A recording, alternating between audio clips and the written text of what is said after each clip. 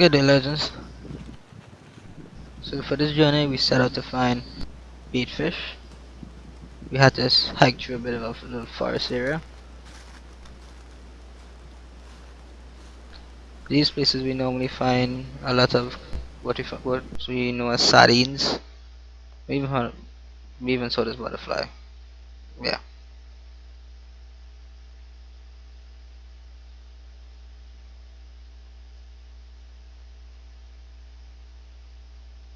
yeah, nice butterfly. Anyways, back to the video. So this right here is normally full with water. To our bad luck, so we had to actually go further and encounter a few things like even these maribou, known as also known as blackjack.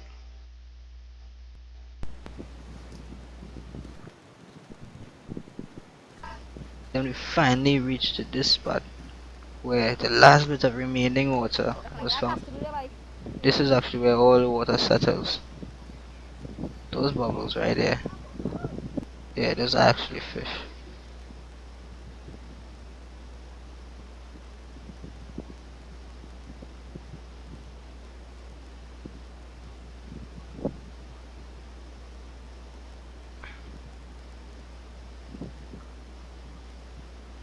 So what he's doing here is simply trying to dig the fish out of the mud.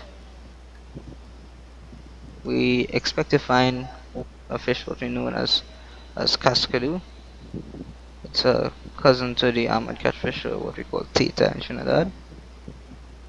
And this is at very low water standards, very low tide.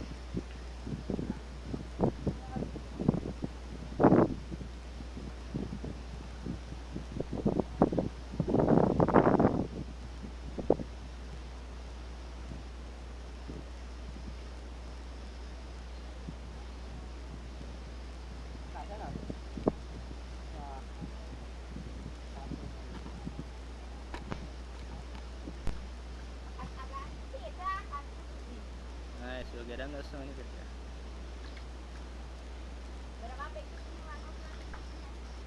Now in order to get oil, he has to bail the water completely so that they have nowhere to swim and you can actually find them. It can be a very big challenge to find. It can be a very big challenge to find those fish in that little bit of water. It's like finding a needle in a haystack.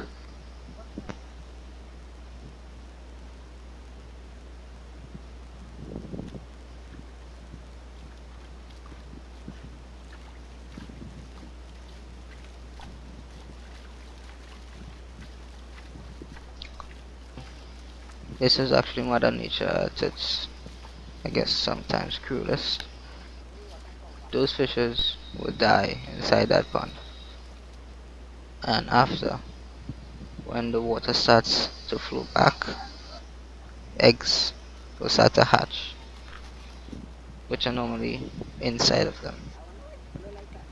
And that's why sometimes you see places as like what we call the rice lands, when they are dry and all of a sudden when rain starts to fall, you find fishes.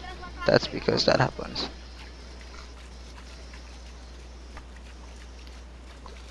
This is an actual good way to catch a lot of fish. The only problem is that you're gonna have to actually get in the mud and do exactly what he's doing right there. Yeah, it's not pretty.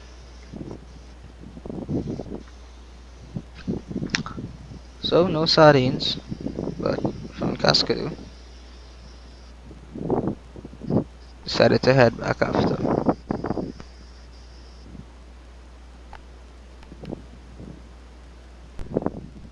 This distance I would say we hiked at least a mile and a half.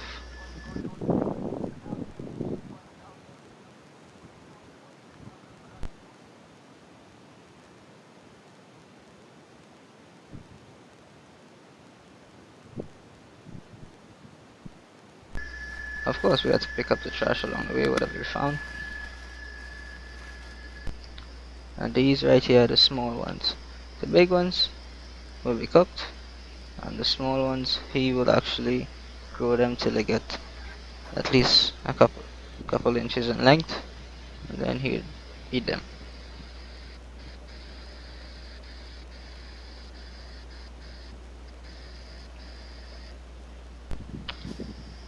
Now the other day we still didn't get any sardines, so we had to hike through some type of keen grass, or what we call roseau, which is normally found along our rivers.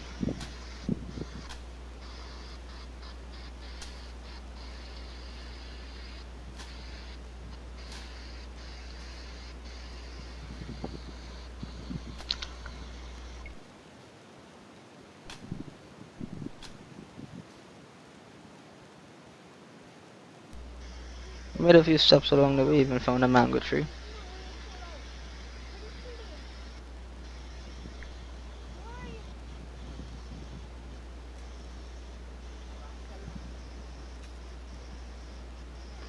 And then we headed back. Now, what we're actually following here is actually a track made by an animal called the capybara, also known in Trinidad as what we call the water hog.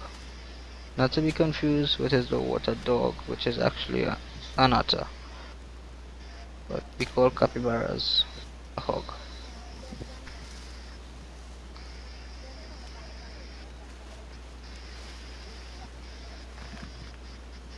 They are very huge, and the track is normally in height about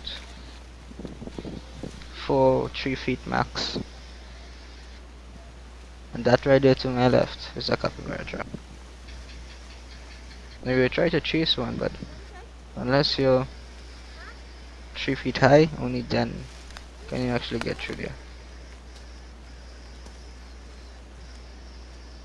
Finally reach the river.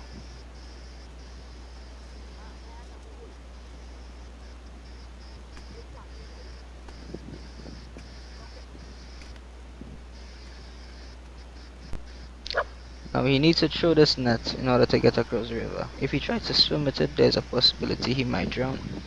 That's why he throws it in the center, and that is also why it's good to have a long distance rope. So even if the net sinks, you'll still be able to not drown. This right here is low tide, and even the dogs wanted to partake.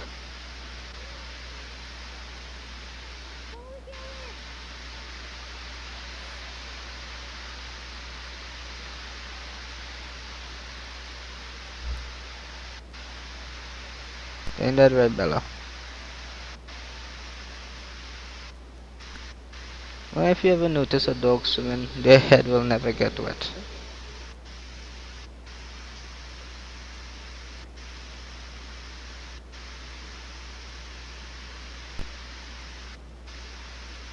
Okay, if you notice very closely, there's a different type of mud on the bank. This is what we call TAITA machi. It's what the armored catfish or TAITA feeds on and makes nests.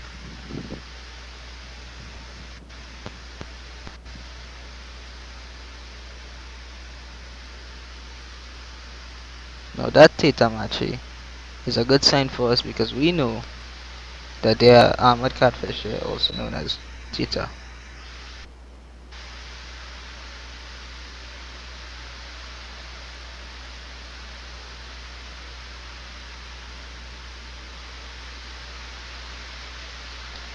What he's simply doing is putting the cast net on his elbow, taking at least a quarter to half of the net in his right hand and tossing the net while raising his elbow in order to toss the net properly.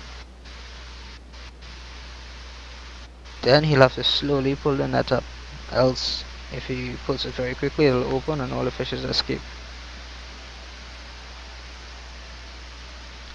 A big trick we usually do is actually tug the net. When we tug the net, the bag of the net actually closes quickly and helps us to pull it up even faster.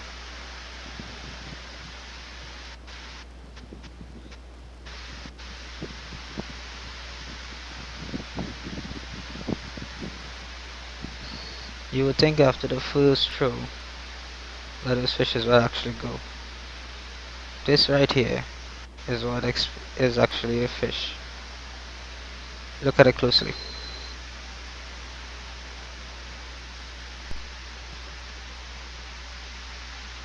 Yes, that right there is how you know you have a fish.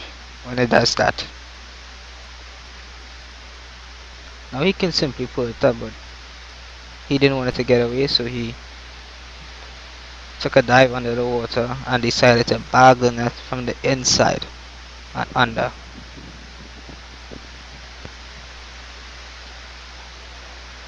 This way everything is trapped in a sack and he can raise it up.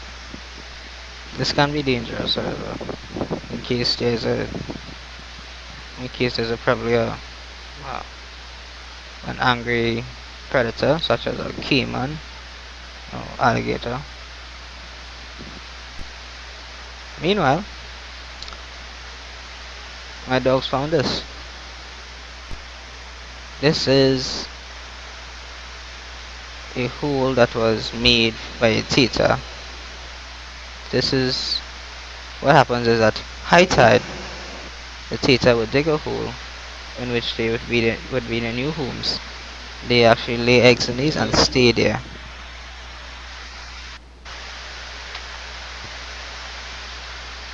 Namanya bandit, yang apa?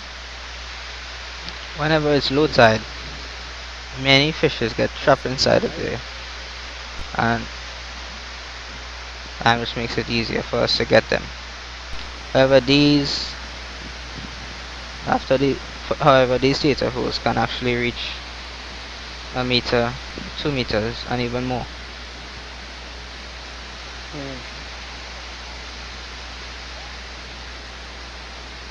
A lot of fishes actually go in holes and try to get a tita egg. It's a main food source for them, especially tilapia.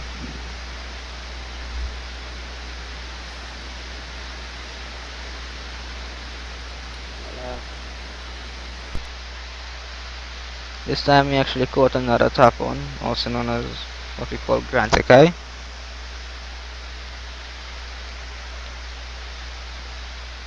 And if you look closely, there's a few armored catfish as well. you want that one?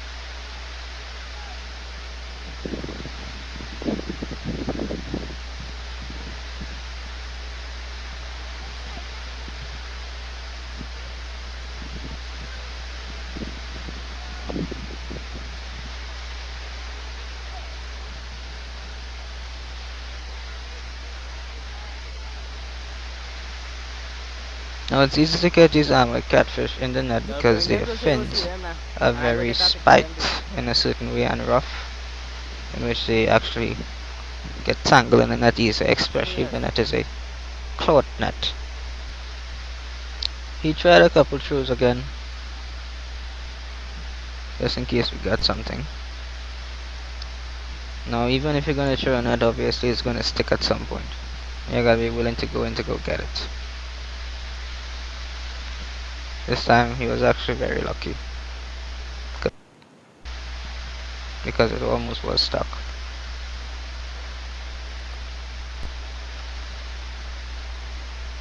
We got a few Tita again, but they were a bit small, so we threw them back.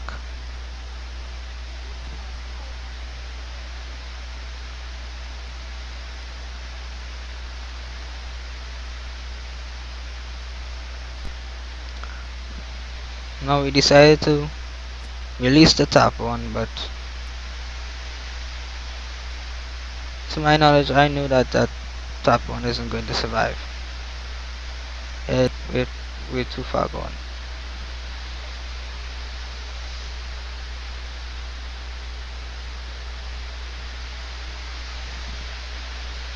And that right there would be the armored catfish, or what we call Tita. And he is really going to try his best to revive this top one. What's gonna happen is that he's gonna pass water through the gills from the front and out to the back.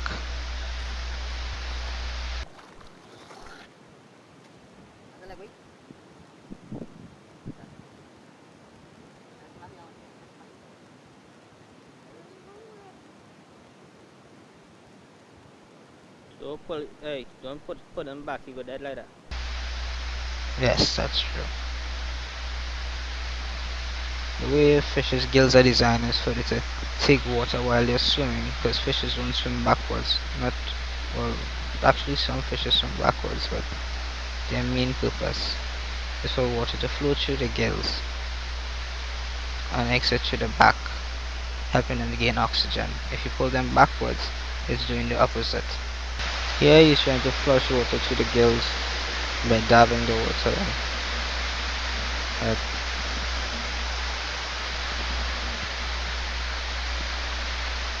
if you're ever in this situation, the best thing to do,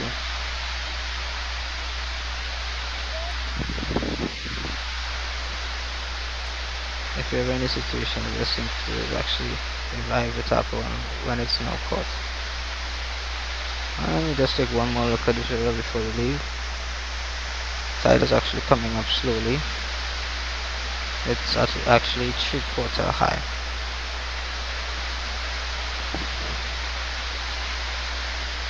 Come on, let's go. So yes, before we go, let's Yeah, yes, see sir. what they actually found here. Warning: if you have any heart problems, please close your eyes. I warn you.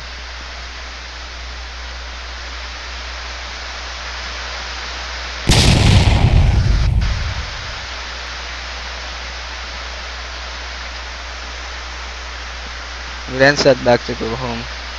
I just stop at Mango Tree one more time,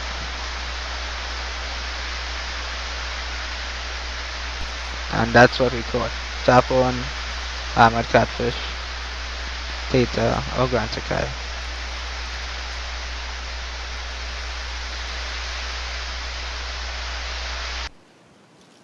Yo, watch your net on the fish. Until next time, sad life.